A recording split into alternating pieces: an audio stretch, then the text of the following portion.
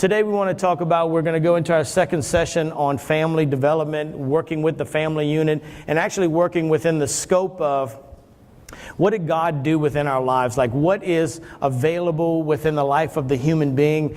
And it started when we were doing our series on worship and praise. Why do we do that?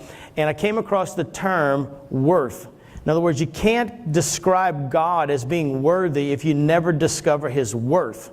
So you got to know what He's worth in order to be able to give value to it. And the moment that you give value to the worth of God, then the worth will flow into your life because you value who He is. That sprung me into the thought process of what is the worth of all of you. So everybody has a worth value, but until we put value on a person's worth, we never really draw from them. So in that concept, I said, well, let me develop that same thought process in the scope of marriage. Male and female, husband and wife, those of you who are single, struggling in that area. And I don't even want to say struggling because I don't know that you even struggle. Sometimes people have just become content until. I said until. Because you have no choice. You just learn how to become content. But here's the point. The value of a human being is that God in the very beginning, He built a family house for everybody. And so what He did is He created the universe. And so we're going to consider this home looking like it does, being a picture of the universe.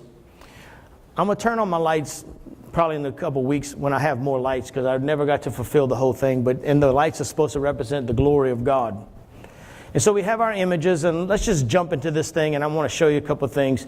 I want to show you Genesis chapter 1, verse 27. Let's look at this first of all. The Bible said that when God was preparing man, that He prepared the man in His image. And this really caught my attention, that in the image of God, He prepared him. A male and a female, He prepared them.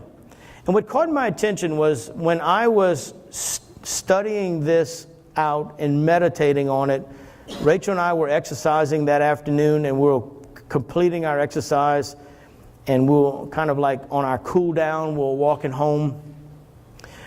And I heard in my spirit that He prepared him. A male and a female, He prepared them. And the image came to me that, and my question was, when He prepared him, He prepared him. I want you to take the note. God, He prepared him. My question was the him, was it the seed of Christ that was one day going to be impregnating Mary in the womb, but Christ, who is the first of everything. He's the Alpha and the Omega, the beginning and the end. He's the first among many. The seed of man was created then, and out of the seed of man came male and female. So who makes me whole? Does the female make me whole? Well, to some degree, that's true. But ultimately, He makes me whole. But He makes me whole so that I can be complete with her. And He makes her complete so that she can be complete with her and Him. I mean, in other words, Christ and me. So I'm talking about Rachel. I'm using my wife as an analogy. That in order for us to have a wholeness, there always has to be the center image. Now, can you have a happy marriage without Jesus? Possibly. But there's no way that it can be fulfilled happy. Because the only one who fills the void between the male and the female is the seed. It's the one that we came out of. So let's look at just some thoughts. That before He prepared them, He prepared him for them. And that's been the big thing that I have walked with. And I don't care whether or not you are married or you're single. It still comes down to you came out of Him. So whether male or female, We all come out of Him. So where's the fulfillment at in life then? It's only in Christ. So let's look at something real quickly, because this is the direction that the Lord gave me. The title of today's message is Honor the Tree. And I'm going to give you an example. So part of my addition to building a family home, as you notice, I gave you some landscaping. So the garden is present. But the one thing in the garden that's not present, that we don't see yet,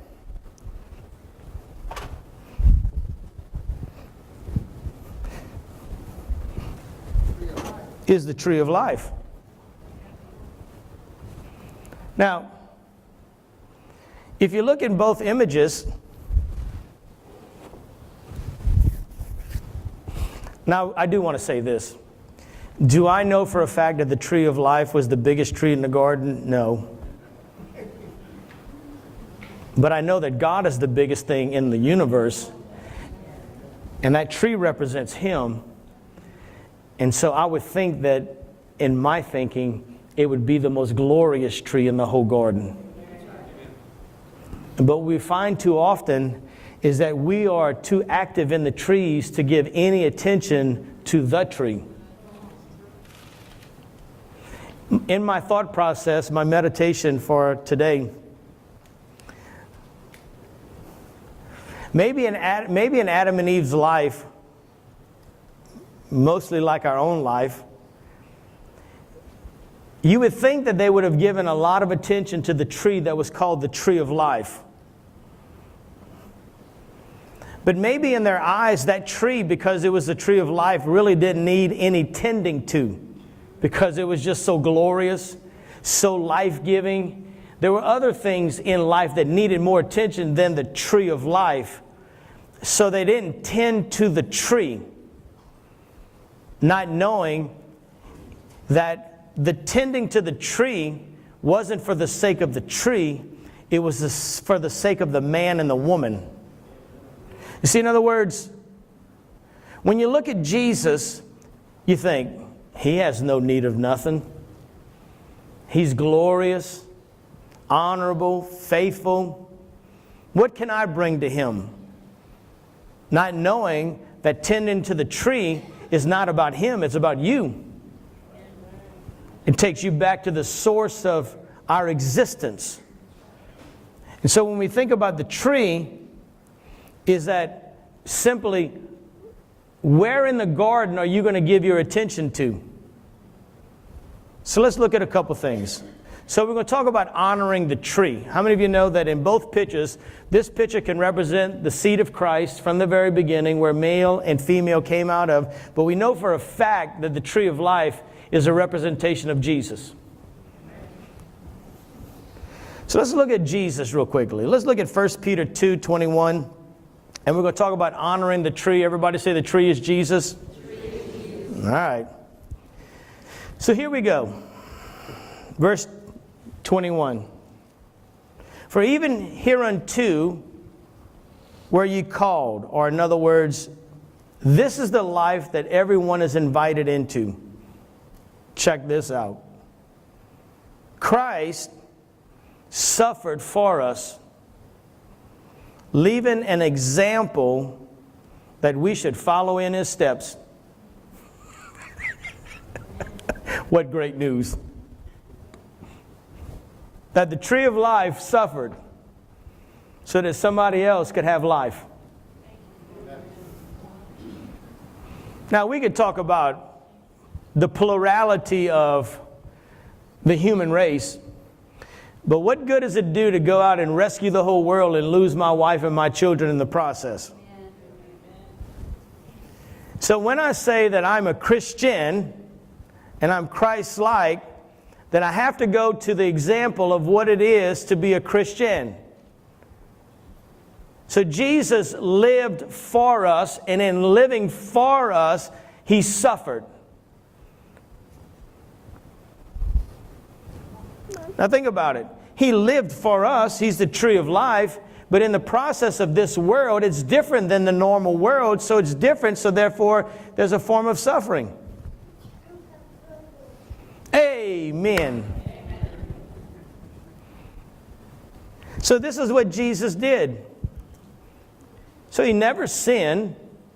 And because there was no sin in him, there was no deceit found in his mouth.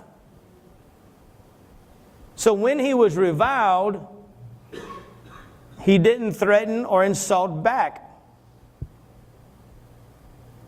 When he suffered, he threatened not. But here's the example. He committed himself to him that judges righteously. So Christ, the seed, still submitted himself to authority and the one who judges correctly. As a result, who in his own body bear the sins of our lives on that tree, that we, being dead to sin, can now live unto this one just like he did who judges righteously. And because of what Jesus did in his body, by the sufferings of his body, we are all made whole. All right, there's a lot being said there. What it's all really about is attitude. It's really all about how do you respond to those around you who you say you love. Well, Jesus is the ultimate illustration of what love is. And because he had no sin, there was no deceit in him. There was no insult in him. And there was no abuse in him. You say, well, Pastor, I'm not without sin. We've all sinned and fallen short of the glory of God. That's true. But you were also born again, filled with the mighty Spirit of God. He shares his glory with you. Therefore, his blood has cleansed you and made you righteous. Therefore, there should not be in our lives any form of deceit, insult, or abuse. So when we talk about the male and the female, especially in close proximity, sooner or later somebody's going to have a bad day. Sooner or later somebody's going to go through some form of testing and trial and affliction in their life, because that's what happens in this world. If you think Christianity is all just surfing upstream and it's all hunky-dory, you're fooling yourself. Christians go through difficult things, but what makes us wonderful is that we become victors over all of them in Christ Jesus. But it comes back to, at some point, I have got to make a decision personally to lean into the seed of Christ and tend to the tree that brings me life. You know what real freedom really is? Freedom is that you have the ability to choose whatever you want to think about. That's the greatest sense of freedom. You can decide your future by how you set your mind on things, whether they're things above or things in this earth. So what happens when, as a question between the husband and wife, are you honoring the tree of life, or are you just out in the garden when you are sinned against? Do you find that there's deceit in your mouth? What about when you're insulted? Do you insult likewise? What about when you're threatened? Do you abuse backwards? When Jesus found himself in those situations, what he did was in verse 23. Go back to verse 23. He committed himself unto him that judges righteously. The example is this: whether male or female, in relationships, there are going to be difficult times. And the response of both either male or female will always come down to this: what did you do with that? Did you commit yourself to him to do it right? It's the human challenge. It's the challenge: will I live in the natural, or will I live by the Spirit? It's always the challenge. Well, you don't know what they say to me. I don't know what they said to Jesus, but I'm sure it was vile and nasty. Nobody has any idea what they did to Jesus. In his earthly life, we know we have pictures of what they did to him in his crucifixion, but just in everyday life, you have no idea. The mockery, the punishment, the things that he went through because he lived different. He lived clean. He lived righteous. He lived before God and with integrity. I heard a story just this morning coming to church of a man whose wife had prayed for him in the Ukraine for dozens of years. Finally, one day, he awoke out of his slumber of a lack of spirituality and said, I have great concern that our children will not know Jesus as they grow up. So let's begin to read the Bible and sing songs, and let's begin to study what Jesus did for us so that we can teach our children. Well, before he knew it, he had 25 people in his house, because it got out quickly what was going on in his house.